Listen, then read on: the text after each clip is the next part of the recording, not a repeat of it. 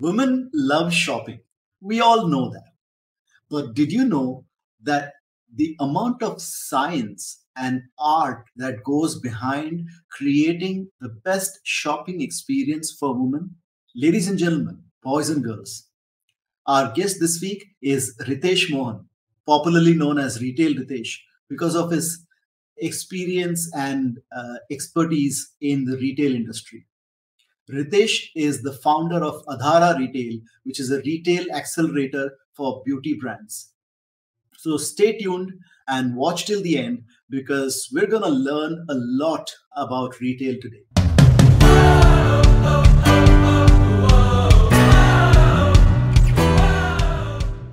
Ritesh, thank you so much for taking our time and joining us here on the Be Your Own Boss podcast. Welcome to the show. Thank you, Sachin. It's my honor and pleasure to be with you on your podcast channel. And congratulations. I read your post wherein you have completed 50 episodes already. So, Yes, sir. congratulations, Sachin, for that.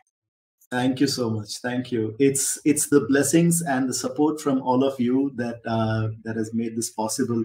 So I really thank you for that. And Ritesh, like we always do on the Be Your Own Boss podcast, let's start with your story right from the beginning here. Tell us about your parents, your siblings. Where were you born? Tell us about your childhood memories. Yes, I was born in New Delhi, grew up in a beautiful state called Goa. Did my education, majority of my education was in Goa, including the graduation.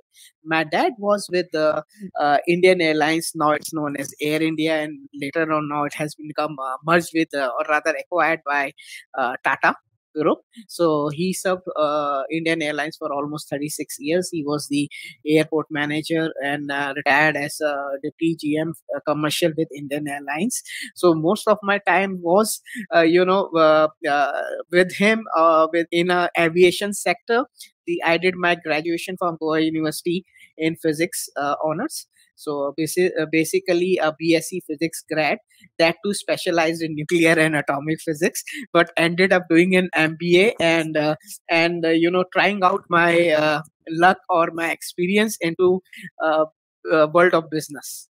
I want to understand one thing here. When growing up as a child, did you have aspirations to become an entrepreneur one day? Definitely yes. And it was always, in my family, there is no business or entrepreneur. So it was always a service oriented. My uncles are IAS and IFS officers. So it was always, expected either you'll do engineering, medical, or you have to go into, services. Services, when I say like IAS kind of services. So but my nature was totally a bit rebellious. I was always inclined towards business, but one lesson which I had learned, like looking at all or meeting all this industrialist work, was basically get an experience and then come into the world of entrepreneurship. What I realized in my MBA, what is the most important skill set, is to understand human psychology. So yes, being a marketer, being a salesperson, the most important lesson which I have learned over these years is how to understand your customer, how to understand, how to build an empathy, how to connect. And wonderful tagline by Bajaj in those days, called Hamara Bajaj. The dil ka dil se rishta is, that's the tagline. That's what the entire, if I have to sum up the entire business, it will be dil se dil ka rishta with your customers. That is the entire summation of any business on this planet Earth. Yeah, dil se dil ka rishta. That is like heart to heart connection, and Yes. that is the core. That's the fundamental of retail business. Wow, this is very very important. So when you did your MBA and then after your studies, what kind of tell us about that? Like your entry into the job market and when you took up your first job, what kind of job was that? I soon after my MBA, I did my summer training, or we call it like a training internship with PepsiCo. I was given the territory of Goa, being from Goa itself as a home. So I was managing Goa and Karnataka for Pepsi. and that region was very, though in terms of population is very small, but Goa as a state has the highest per capita consumption of any carbonated water. uh, Latest, if in those days, I will give you the statistics. uh, Per India consumption of Pepsi or any carbonated water, whether it is soda or whatever, was 7 bottles per Indian. That means every Indian consumes 7 bottles in a year.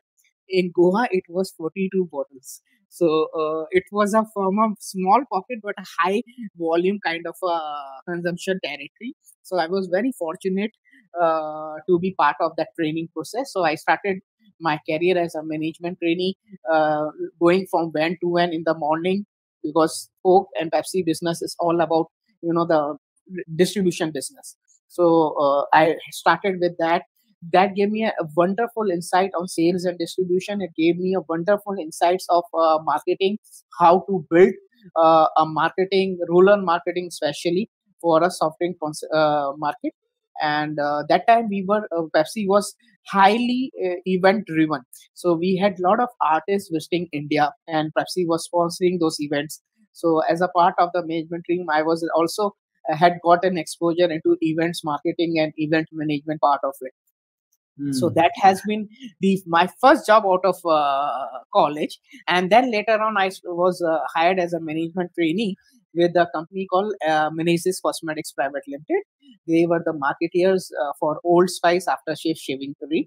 So that's how I got into my exposure into, perfumes and fragrances, man toiletries, that kind of a segment. So ever since Okay. I've been in fashion, beauty, and fragrances per se. That has been Yeah. my core area and expertise. I want to go one step back here, and the little child in me has one question for you. This is coming So from the child in me. If you're driving in a van of Pepsi, you must be drinking a lot of Pepsi yourself, right? Or you no? can see myself. Yes. And, you know, I mean, it's when you work in a company like that, especially in a bottling plant, you have to, I mean, you have to keep on, and go and working in a very humid territory like Goa, where the humidity is very high. You feel trusty, and that too on a road. So we were definitely assigned X quota per day to drink from the company. So that was a kind of an incentive, kind of a, and you feel nice. I have used to feel pride wearing that Pepsi badge on my shirt. So, we all used to have that shirt and a Pepsi badge on a on a chest pocket, and it Yeah, used to be a moment of pride. It's like wearing an Indian cricket team kind of a label. So that was, I used to feel very very. And wherever you go to a distributor and meet a big retail outlet. In India, majority of our retail outlet were panwalas and restaurants, and those kind of a thing.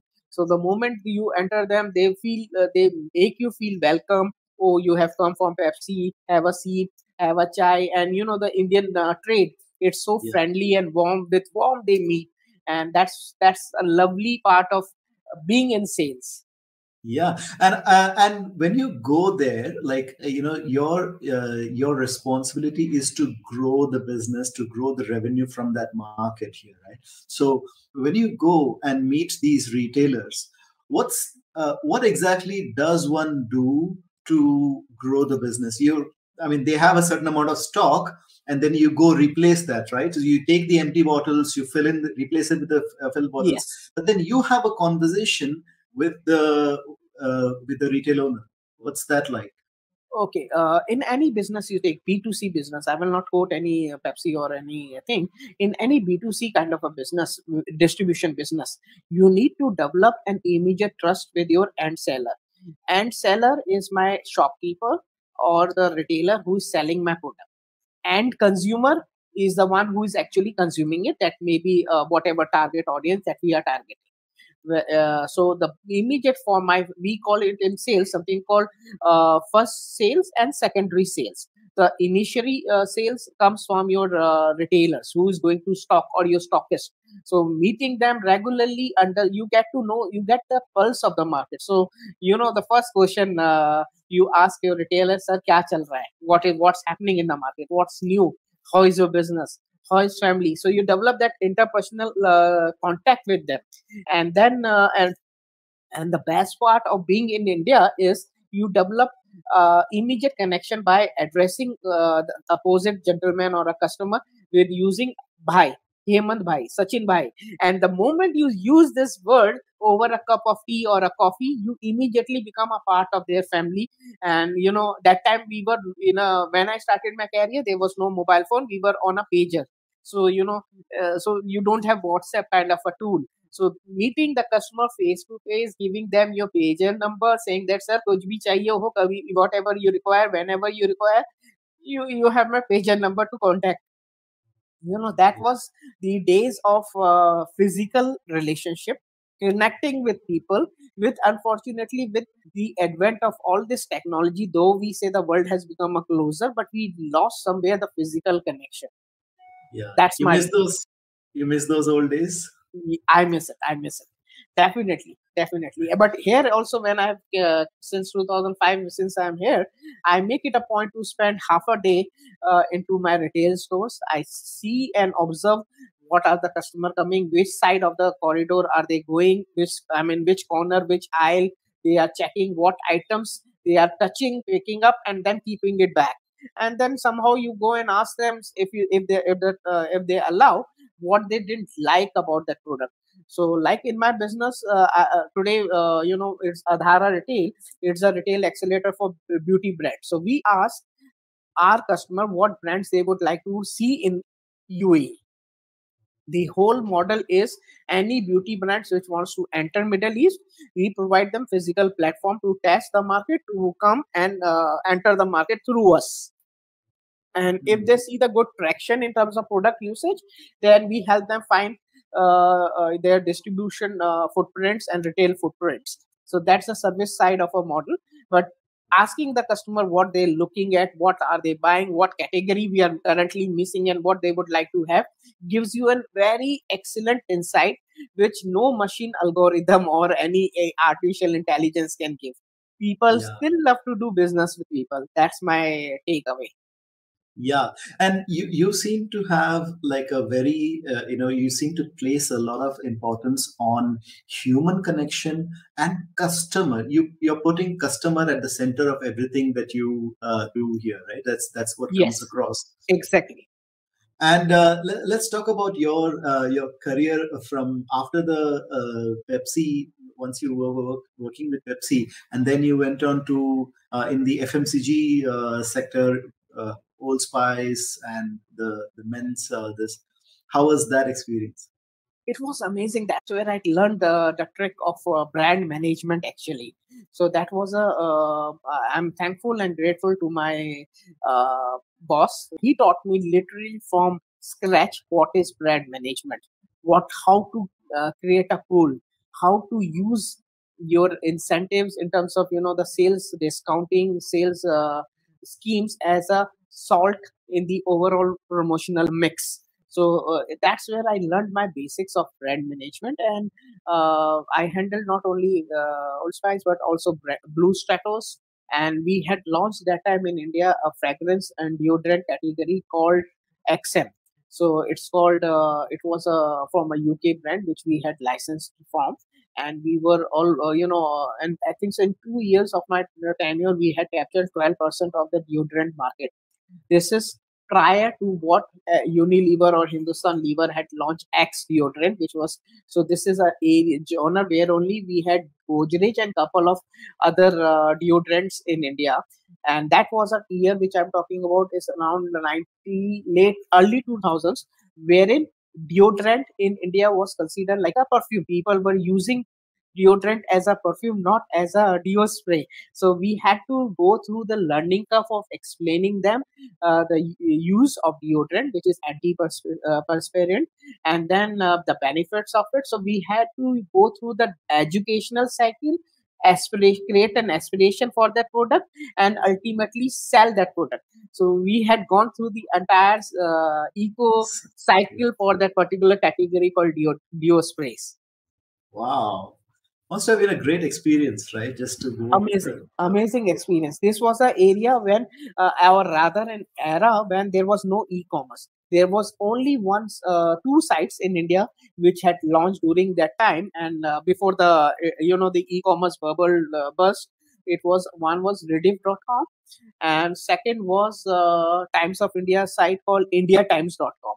So that type of era, Rediff.com had started for the first time online shopping, and XM deodorants became the first deodorant to be sold online in India. So I mean, when it comes to the brand management, we were very far sighted. We were proactive in our actions. We wanted to try out new mediums, and but traditional media also was played an important role. Your cable and it was an era where we had Doordarshan, Yeah. non-cable and satellite network, and cable and CNS homes, which is cable and satellite homes. Now the media has gone much more complex. We have dish TVs, we have OTTs, we have YouTubes. So that was an era where media planning was still not a nightmare. It was still manageable. Yeah. Things have exploded now with Yes. the advent of technology. So this was all your experience when you were in India. How did Dubai happen? When did you move to Dubai? In 2005 beginning, in fact in 2008 2004, I was headhunted by a company called Mal Usman Jamtu. They were hiring for their retail division, which is called Body Shop. So I was headhunted by them. They came down to New Delhi, did the interviews. I was selected. I came in 2005 beginning to UAE, and later handling the brand called Body Shop, and later on started handling Mikiaje, which is a homegrown brand of Mikiaje means my makeup in Arabic. And later on moved on to business development, franchise operations for Mikiaje and Naomi. Naomi is into women lingerie fashion. So that's so these two brands I handled with them for almost 5 years or so. So that's how my retail journey started. KOJ proved to be a school of retail for me. So I was lucky to have learned the tricks of the game from the owners, the founders themselves. So it was a small company when I joined them, and later now it's a giant with 750 plus stores. So that's the growth I had seen in 5 years with them. Wow. And so this was also in your experience. This was like a transition from going, a transition into the women shopping experience, right? Because you now you're catering to women, all the women products here. Yes, So you're tell us right. about that. Like, how was that learning? What that learning experience? Sure. I mean, I will say a quote which we all were taught in our MBA days, that if you can learn marketing and brand management and sales from an FMCG company, you can survive anywhere in the world in any category in any sector. Because if you know to sell, say FMCG product like salt or even water, you can build any brand.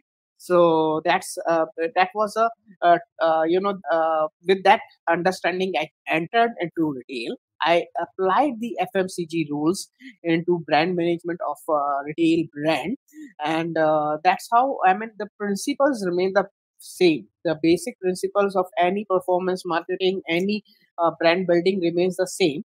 That means here you have to always think from a customer angle. In a retail business, it is very much advantageous because you are in direct touch with the customer. Being an FMCG, you're dependent upon your retailer or your stockist to give you that feedback, until unless you are totally involved in market surveys and research yourself. So that was a key strength which I learned, that here retail benefit is directly you are in a customer touch. You meet your customer on a daily basis because they come to your store. And how you can create awareness aspiration using mass media strategically to drive them into your store, that was the game. To more customer footfalls means more higher chances of conversions and higher sales. So the game is totally different now. Yeah, and do you see the difference? Is there like a difference in the way you cater to women versus the way you cater to men in that in from a retail shopping experience perspective? Definitely. Its most difficult customer is women. They will see 10 things, especially if in a beauty's perspective, I'm talking about makeup. They will try 10 shades of red. Red has, say, for example, 10 shades. They will try all red shades, 10 shades, and then they will select one. Whereas man comes with a preset, what he wants. Suppose if I want a striped shirt or a black t-shirt, I will go to that, aisle where the black t-shirts are kept, and I will find my fit and buy and go. But best customer to sell is women. I believe I love selling to them because you can create stories. You can, engage them in the product with your stories, and you can upsell to them easily.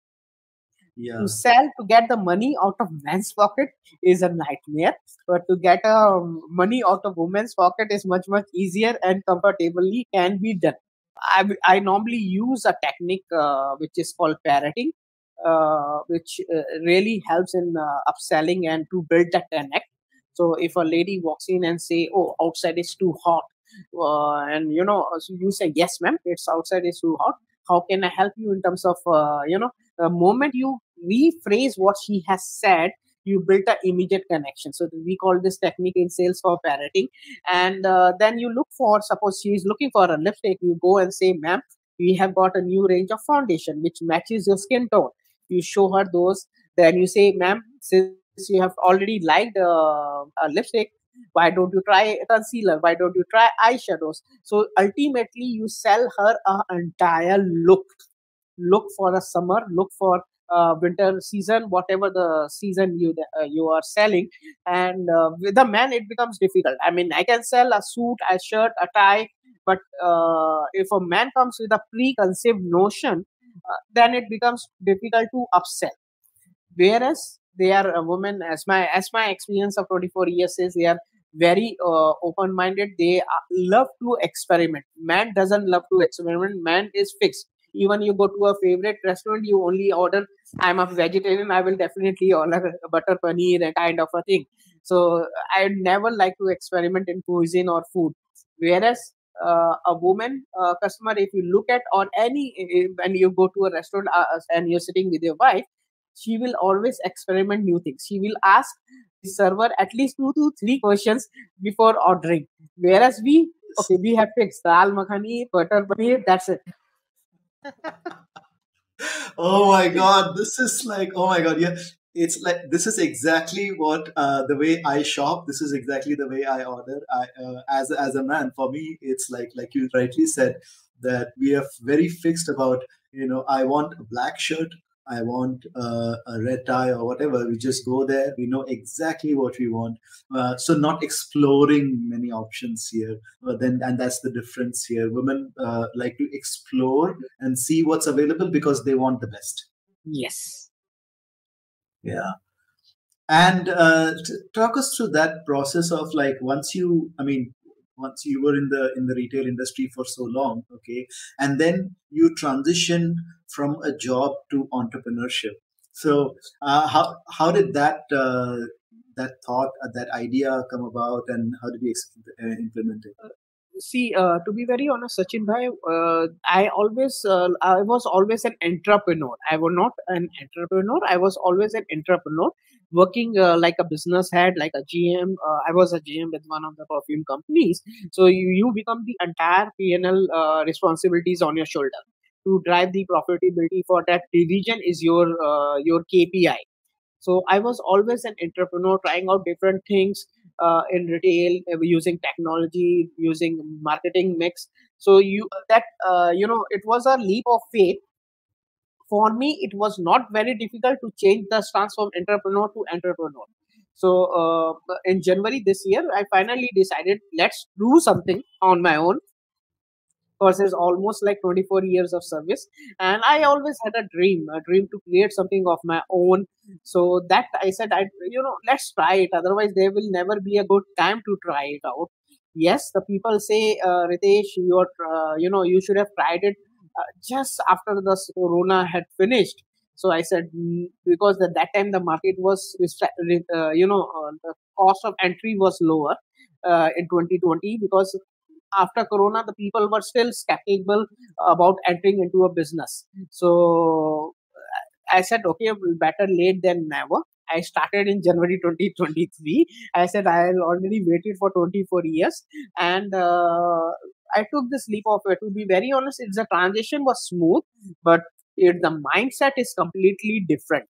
Here, I mean, there are certain functions that you have to master, especially finance, especially your working capital, your cash flow monitoring on a daily basis, your sales. Of course, sales in previous departments or previous companies also you are responsible, but here you are responsible for the staff salary, staff benefits, your rentals, checks has to be paid.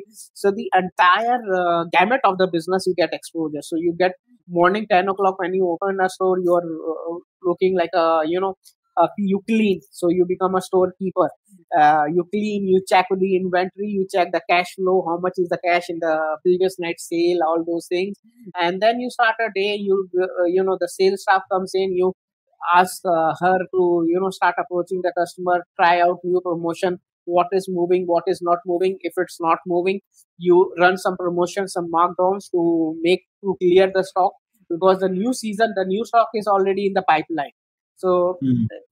when I was an employee, we never used to think about so many aspects of the business. You are confined to, looking at a particular function. Today, believe me, after so many years, I'm still learning finance. I'm reading a book called Romancing with Balance Romancing Sheet. the balance sheet. It's an amazing book. I just finished reading it for last 10 days. I've been reading it, and I feel like every day I have to keep this book and revising it, because it gives you certain ratios which I never during, of course, in my MBA days we studied, but after that we never implemented or executed that. But today, as an entrepreneur, that's where the crust of the businesses is. The business is not built on an Excel sheet, but you have to have acumen of commercial acumen in place. So you have Mm. to maintain and protect your gross margins, because then only you are able to build your business. You have to bootstrap it. You don't have to keep your overheads very limited and under the control. As they say in Malwadi, you have to keep your fist like this. Closed tightly, so that you Yeah, don't got it. or like that, so that you don't have outflow. So the business is all about inflow and very limited outflow. That gives you the profit margins. So, and retail being a Absolutely. very capital intensive business, you have to follow that, have to follow it. Now I realize why my boss sometimes used to say no to an excellent campaigns, because he was also fighting them with the Following. your Yeah. part. Yeah. Yeah, yeah, and I want to also explore this transition that you made from a financial perspective here, like from a family perspective, right? Like when you quit your job and you decided to open your own company, now you suddenly don't have your uh, salary coming in anymore, and that's a disruption to the family's income. How did you address this challenge? A very good question, Sachin bhai. Very good question. I mean, if you ask me, it's a journey. Entrepreneurship is a journey full of fears, full of anxieties, full of restless, sleepless nights. So in the midnight, you get up and saying how you're going to do it, and yet you have to put a very positive face next morning in front of your staff, in front of your customers, and always keep smiling. So it's but only inside the situation. The transition is very difficult to overcome that addiction of salary. The biggest thing which I still face in last 8 months is that SMS tick, the salary has been credited. That SMS you miss, but ultimately, yes, that's an addiction which needs to be overcome. And I'm sure, I mean, what is required in this, personally, what I started hanging out more with entrepreneurs, more with business owners. So they, or rather I would say like-minded people. So they who have been in the business for long, have gone through the same phase, same journey where I have just starting off. So you learn, you discuss your issues, you discuss your problems, how did you overcome. And there you get, I think, I at least for me, I can say I get some kind of an inspiration. Ritesh, stay on, hang on. That persistence keeps on coming in. But it's one of the most If somebody wants to have a very adventurous life, I would advise to become an entrepreneur, and then you will understand what adventure means.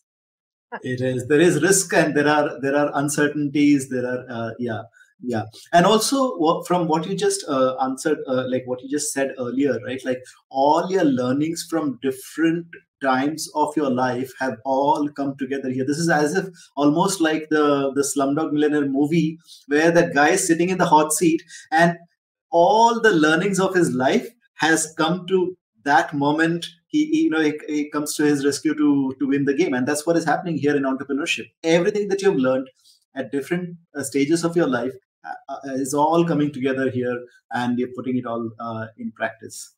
Absolutely, Sachin Bhai. In fact, one of my before starting it, I was in touch with one of my batchmates, MBA batchmate, and he's running one of the India's biggest venture capitalist fund. Currently, he's managing one of the biggest fund in India, and he told me, Ritesh, whenever you start your business, start with your core expertise. Don't try anything new for a simple reason. Then you will only serve as an admin specialist, not as a business specialist. So all my years, what I have learned is into beauty space, into fashion space. So I said I don't know anything other than beauty and fashion. I only know my target audience is women. So I'm only going to do whatever I'm going to do will be in this segment only. So otherwise, you will only specialize in admin, in managing the business. You won't be able to drive the business. So in order to be in a driver's seat, play on your core expertise. That's my Yeah. advice as well. Yeah. And so on that point now, can you explain your business model? You got two retail locations and you've got Yes, people coming in and buying products from you in your retail yes, locations, right? So yes. what's your business model like? Okay, Sachin Bhai, it's a retail accelerator. So what I mean by accelerator is the brands which want to enter Middle East. And normally in a traditional way, what brand does, they go on noon.com, they go on any Amazons of the world, and they create their store and start selling. And then they find themselves stuck as to not much enough traction, not much enough sales. So then they start to enter the retail part, and then they get stuck into how to enter the market. So here we come. We provide not only the physical stores, we provide consulting services to the brands how to enter the market. We give them physical two stores of mine to test the waters. We sell those products to our customers. We get the feedback from the customers, provide to the brand, and we tell them, whether the product is rightly fit for the market or whether it requires some alterations or modifications. Is the price product market fit or not? Or they have to change their pricing strategy accordingly? So the brand gets a entire 360-degree perspective of the market.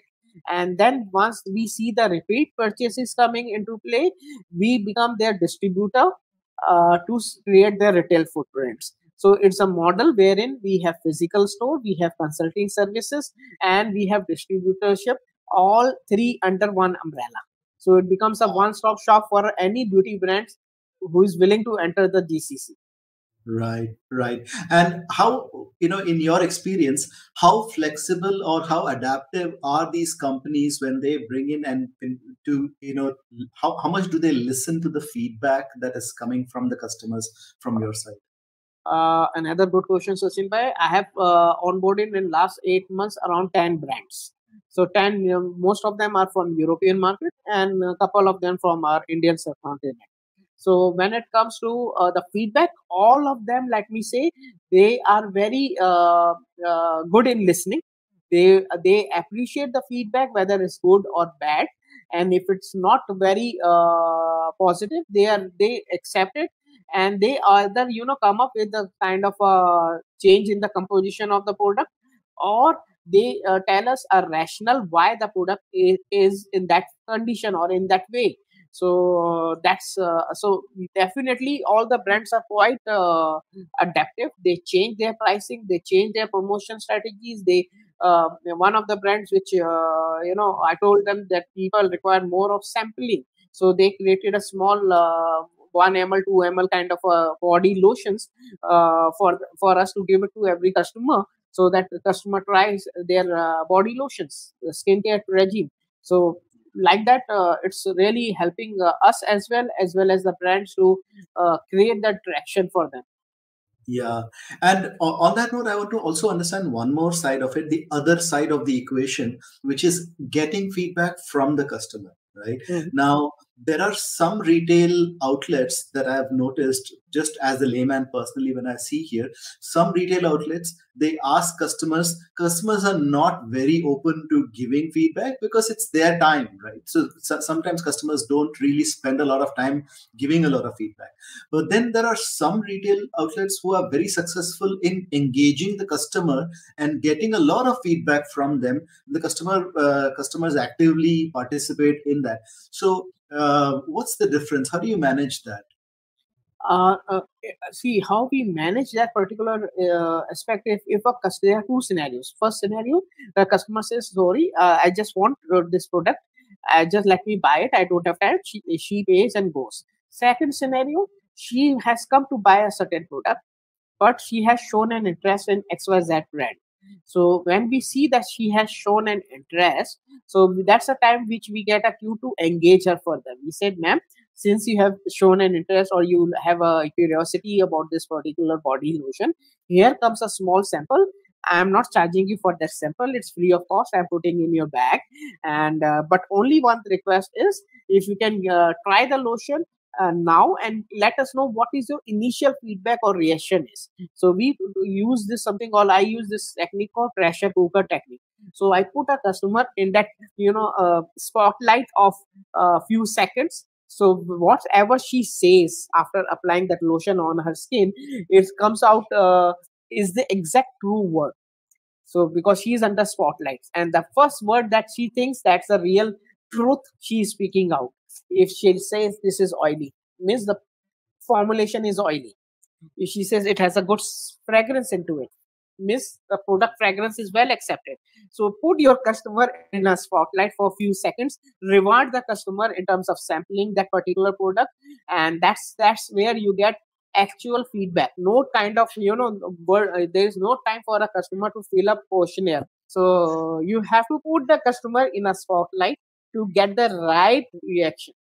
Yeah, and when you capture that reaction, when you take that information here, do you have like a system in place or something where, or a process where you capture that, you convert that feedback that the customer just said that, oh, it's too oily. Okay, that's a word that she spoke, right? Now, how do you convert that into data that you can feed back to your to the principal companies? Sure. What we do, we give a weekly statement to the brands what the feedback is. So we can, okay, without giving the name of the customer and keeping the privacy element separate, we say most of the customers, or say 10 customers out of 15 said this, 12 out of this customer said this.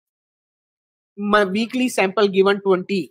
So 20 feedback. So we analyze in that way. Right, right. So, although you're at a busy time at the shop, let's say a lot of customers are there, but then you keep in mind and then you make note of those the feedback. You Exactly. write down that We somewhere. have something called daily sale report format, which a store staff has to fill on a daily basis. So in that, he or she has to write number of customer catered, productive calls, unproductive calls, number of samples given, what's the feedback customer wise. So generic bullet points, we get those on a daily basis. We consolidate and give it to the brand. Brilliant, brilliant. Yeah, this is yeah. So there's a system behind the whole. There is a system, but I mean, to be very honest, since we are bootstrapping, I don't use any ERP or kind of a SaaS product. No, I don't use Yeah. that. It's a very layman, person to person interface. Brilliant. Yeah, yeah. This is, and so in your outlets, like you've got two outlets, and then you're busy. So how is your day like? Like when you start your day, you're going to one outlet, then going to the other outlet. Tell us about your schedule as running with these two.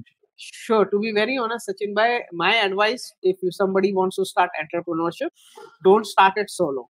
get your co-founder along with it from day one. That really gives an insight, or rather an helping hand for any for an entrepreneur to delegate stuff. So in my case, my wife is my partner. She is running into the operation side of the business. She looks after the buying part of the business. I look into the sales and business development and finance. These are the three functions which I handle. She handles the HR operations. Part of operation is also handled by me, managing the mall relation, managing the operations kind of continuity. So that's how my advice would be: get a co-founder in first itself in place, to whom certain tasks can be delegated. Otherwise, it's a nightmare. You can't manage things. Here, most of my time, as you said, my day looks like is meeting the brand owners. So all the brands are not based in UAE, so it's all first starts with an engagement on LinkedIn, and then Zoom call, then 3 4 Zoom calls, then we have negotiations, we have product samples coming in, product samples which we show it to our customers on a before putting the brand on the shelf, that whether they would like to see it, those products, whether they will ever buy that kind of a product.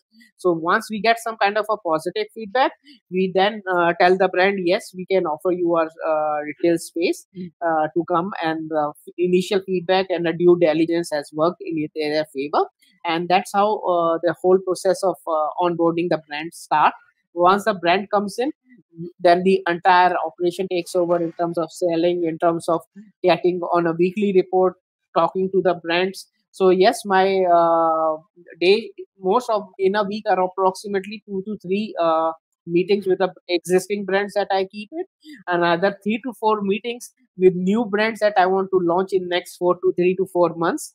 So that's entire cycle takes place. And as I told you, half a day I spend on the shop floor, standing, helping with my sales team, helping them to sell. If the customer is coming, then I get myself involved, speak to the customer, and so that's where my market intelligence comes into play. Brilliant, brilliant. Ritesh, when you look back at your journey, and from the from the young boy who's studying physics, and from there to the transitions that you've made, and all this entire journey here, okay, what would be your advice to people who are just getting started in that journey, in their journey, when they're like just about to get into the work culture, and want to become entrepreneurs? To be honest, Sachin bhai, I mean, I would confess that I started this journey 10 years late. I should have started 10 years back. I should have started launch Adhara somewhere in 2015, 2014 kind of a thing. Till now, it would have been a different scenario altogether. So that's a confession which I make. Yes, I started late, but at this, as they say, there is better late than never. So somewhere one has to take this leap and do it. In case if you are starting new, I would suggest get couple of years experience in that particular territory, and come into it, so that you know what are the sources of revenue in that sector is going to be, and then you can tap those sources directly. In case if you want to enter soon after your college, I would highly recommend to such people to read one book which really helped me to grow. It's called Ready Fire Aim. It's tells you how to build a business from zero to say first 10,000, 10,000 to 100,000, 100,000 to first million, first million to 10 million. So that's the scale, the journey the entire book takes over. And the name of the book is Ready, Fire, Aim. Now you normally, if you look at the, either first you Sequence. Yeah. sequence Ready, it aim, to fire. aim there.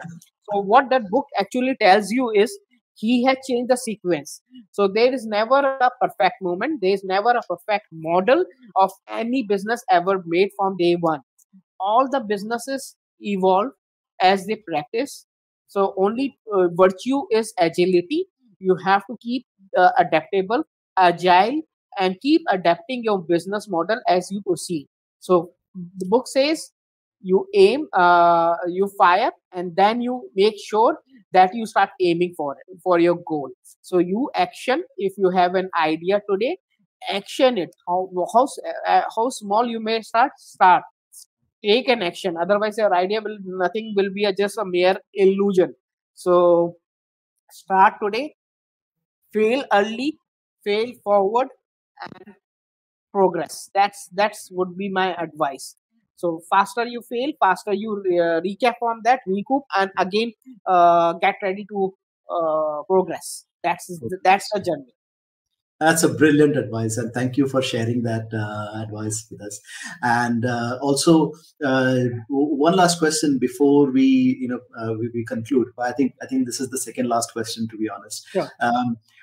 How can people reach out to you, people who are watching this, who own or run brands, and they would like to enter the UAE market, and this is an opportunity that they know now, they know that Retail Ritesh is here, so they can what's the best way to reach out to you? Of course, the best way is to pick up the phone and call. I'm being a traditional guy. So I also run a blog called retailritesh.com. I have, people can approach me through there. People can reach out to me on LinkedIn. I'm very active on LinkedIn with my articles, with my blogs. So that's another medium. Social media, I'm quite active in. So easiest way is email Ritesh Mohan at yahoo.com. Simple. I'm still on Yahoo. People tell me, why are you not on Gmail? But I'm still on Yahoo. So it's and retailritesh.com. So if Sure. they Okay. go on LinkedIn and type even Retail Ritesh, you will find me as Ritesh Mohan there. Perfect, perfect. What we're going to do is, in the description for YouTube and in the show notes for the podcast, we'll include your website, your LinkedIn profile, and your email address. We'll not put your phone number to protect your privacy, because Sure, otherwise you'll start getting calls. So, well, let's keep it to sure. these ones. We'll mention that in the show notes. And here's my like I said, that was the second last question. Here's my last question. How was your experience being on the Beer on Bus podcast? It's amazing, to be very honest, Sachin. And the best part I loved about it, I mean, it's so candid chat. I mean, you said it will be as if two friends were talking, so I really felt that way. And I have tried to come up with a genuine question. You have really put me in the spotlight, as I put my customers into. So, and I call it like a pressure cooker technique, wherein whatever I said today is truth which came out, and it was a very genuine podcast in terms of sharing of experiences, and amazing. And I am thankful to you, thankful to the audience who will be listening to this later on. So thank you very much, Sachin bhai.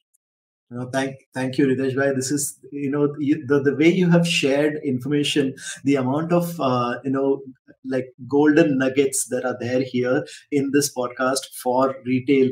Anybody who wants to build their career or in the retail sector, this is absolutely amazing. And not even just retail, right? Selling, there are so many selling techniques. We spoke about parroting, we spoke about the pressure cooker technique, and lots of selling, lot of insights into the field of human psychology that you've shared with us. It was brilliant, and thank you for sharing all those valuable insights.